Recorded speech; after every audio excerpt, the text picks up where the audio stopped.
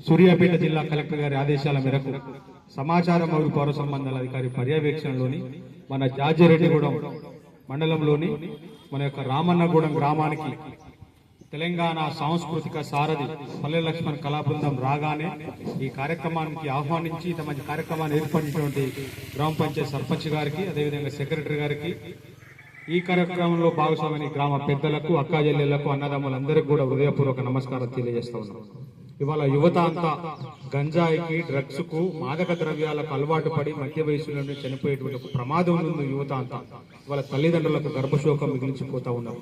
మా కొడుకు గొప్ప గొప్ప చదువులు చదువుకుని హైదరాబాద్, సూర్యాపేట పోయి గొప్ప గొప్ప చదువులు చదువుకున్నారని తల్లిదండ్రులు కలలు కంటే వాళ్ళు కాయ కష్టం చేసి పంపిన డబ్బుతోటి వాళ్ళ మద్యానికి అలవాటైపోయి, గంజాయికి అలవాటైపోయి, చేయికి చిక్కకుండా చాలా మంది పిల్లలు ఇలా ఆగమైన పరిస్థితిని మనం చూస్తూనే ఉన్నాం.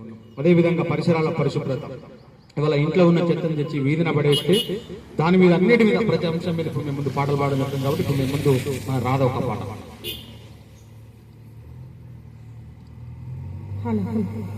మత్తుకు దూరంగా ఉండాలి.